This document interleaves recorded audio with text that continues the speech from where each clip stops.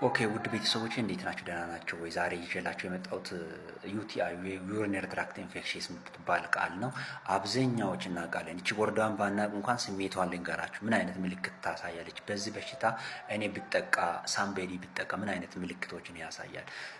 የሚያሳዩ ምልክቶች ከፍተኛ የሆነ ከእምብርት በታች ቁርጠት፣ ወደ ታች መግፋት፣ ሽንት ቤት ስትሄጂ በጣም የማቃጠል ስሜት፣ ሽንት ሳይመጣ እንደ ወጠረ አድርጎ መታየት ወይም ስሜት ሴንስ ማድረግ፣ ሲሸን ሄደሽ የሆነ የማቃጠል ስሜት፣ ወደ ላይ ወደ ታች ማስማጥ እና የሽንቱ ከለር መቀየር፣ አብዛኛ ጊዜ አልፎ አልፎ ሲሄድ ደም የቀላቀለ ሽንት ሊያመጣ ይችላል። እነዚህ ምልክቶች ሲታይ ምንድነው ዩሪነሪ ትራክት ኢንፌክሽንስ ወይ ዩቲአይ በምን አይነት ወይ ነው የምተላለፈው ካላችሁት፣ አብዛኛዎቻችን የሽንት ቤት ሄደን ስንጠቀም አጠቃቀማችን እንዴት ነው ክሊን የምናደርግበት ወይ እንዴት ነው የሚባለውን ልንገራችሁ። ብዙ ጊዜ እቺ ባክቴሪያ የምትገኘው ኢኮላ የምትባል ባክቴሪያ ናት። አብዛኛ ጊዜ ሽንት ቤት አካባቢ ነው የምትገኘው እና ሽንት ቤትን ሄደን ስናጸዳ ወይም ክሊን ስናደርግ ማጽዳት ያለብን ወይ እንዴት ነው ከአናል ወደ ቫጂናል ኦር ቫጂናል ወደ አናል የምናጸዳበት በውሃ ነው በሳሙና ነው ምን አይነት ነገር ነው መጸዳት ወይም መጠቀም ያለብን? ኖርማል ውሃ ካገኘ በውሃ እናጸዳለን። ሳሙና ካገኘን ግን ሳሙና ሽታ የሌለበት ሳሙና ተጠቅመን ብናጸዳ የተሻለ ይሆናል። ምን አይነት ወይ ነው የምናጸዳው? ኤክስተርናል ፓርት ነው ኢንተርናል ፓርት ነው? ኤክስተርናል ፓርቱ ነው ማጽዳት ያለብኝ። ከቫጂናል ወደ ታች መጸዳት አለበት እንጂ ከታች ወደ ላይ መጸዳት የለበትም። በምን ለምንድን ነው መጸዳት ያለበትን መልኩበት ምክንያት ኖርማል ሰውነታችን ውስጥ የራሱ የሆነ ኖርማል ፍሎራዎች አሉ። አናል አካባቢ ኖርማል ፍሎራ አለ። አናል አካባቢ የራሱ የሆነ ኖርማል ፍሎራ አለ። ቫጂናል አካባቢ የራሱ የሆነ ኖርማል ፍሎራ፣ የተለያየ ሰውነታችን ላይ ኖርማል ፍሎራዎች አሉ፣ እኛ ሰውነታችን ውስጥ ማለት ነው። እነዚህ ኖርማል ፍሎራዎች በሽታ የሚሆኑበት ምክንያት ሶስት ወይ አለ። አንደኛ ቦታቸው ሲቀያየር፣ አናል አካባቢ የነበረ ኖርማል ፍሎራ ወደ ቫጂናል ሲመጣ በሽታ ሊያመጣ ይችላል።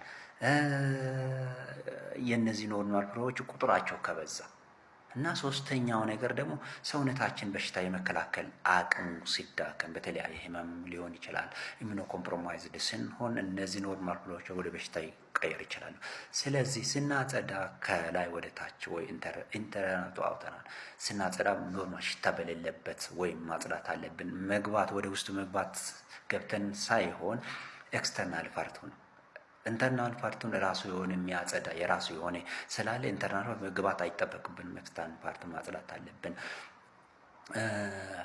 አለባበሳችን ራሱ ምን አይነት እንትን ነው ማለበስ ያለበት? ከውስጥ የሆነ አየር የሚያስገባ ነገር መለበስ አለበት እና ሶ አማውንት ኦፍ ወተር መጠጣት አለብን። ወይ ውሃ ብዙ ጊዜ መጠጣት። እነዚህ ስሜቶች ካሉ እነዛ ምልክቶች ይሄ ነን ፋርማኮሎጂካል ትሪትመንቶችን ተጠቅመን ራሳችን ትሪት ማድረግ አለብን። ምንድን ናቸው? ውሃ በደንብ መጠጣት፣ ቶሎ ቶሎ መሽናት፣ እነዚህን የራሱ የሆነ ንጽህናዎች ቅድም በተናገርኩት ከጠበቀን ከዚህ በሽታ ሙሉ በሙሉ እኛ ጋር ላይደርስ ይችላል እና ይህንን ወይ መጠቀም አለብች። ወንዶች ደግሞ ብዙ ጊዜ የሚጠቁት በምን ወይ መሰለኝ እቺ ቢፒኤች የምትባላለች ወንዶች ለአብዛኛ ጊዜ የምትከሰት በሽታ ናት።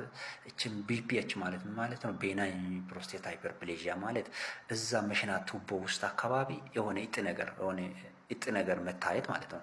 ይሄ እጥ ነገር መታየት ለምን ያደርጋል? ቶሎ ሽንት በደንብ እንዳይወጣ ያደርጋል።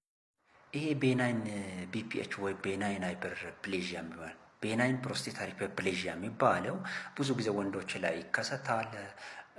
ሲከሰት እንዴት ያደርጋል መሰለኝ? ይሄ የተያዘ ሰው እንዴት ዩቲአይ ዲቨሎፕ ያደርጋል ካላችሁት፣ ብዙ ጊዜ ሽንታችን ስንሸና አይደለም እንትን ያገኘው እዛ ላይ ሽንታችን በደንብ ካልወጣ እኮ ባክቴሪያ የተከማቸ ይሄዳል።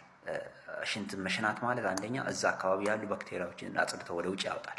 ያ እንዳይሆን ያደርጋል። ይሄ ህመም ማለት ነው። ውስጥ ትንሽ የእጥ ነገር ስታይ በደንብ ሽንት እንዳይወጣ ያደርጋል። ሁለተኛ ደግሞ እዛ አካባቢ ሰርጀሪ ከተሰራ ይሄ ቤናይን ፕሮስቴት ሃይፐርፕሌዥያውን ሰርጀሪ አድርገ ስታወጣ እዛ አካባቢ ስለምነካካ በቀላሉ ለዩቲአይ ወይ ዩሪነሪ ትራክት ኢንፌክሽንስ ልንጋለጥ እንችላለን።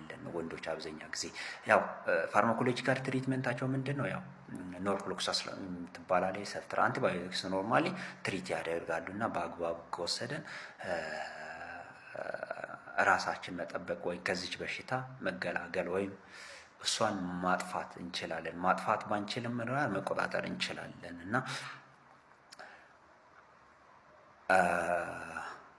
እጅግ በጣም ሰፊ ነው ኮርሱ። ያው ብዙ ነገር ባወራ ያው በቲክቶክ እስከሆነ ድረስ ያው የተወሰነ ደቂቃዎች ስለሚወስድና ስለሚጠበቅብኝ ሌላ ጊዜ ደግሞ በሰፊ መንገድ ማውራት ካለብን እናወራለን። ስለዚህ ብቻ በሽታ ወይም ስለዚች ህመም ዶንት ፎርጌት ላይክ ኤንድ ሼር እንዳትረሱ። ላይክ፣ ሼር፣ ኮሜንት እና ሳብስክራይብ እንዳይረሳ። ኮሜንት አድርጉ። በተለይ ደግሞ ያው አሁን በተናገርኩት ቃላቶች ላይ መጨመር ያለባት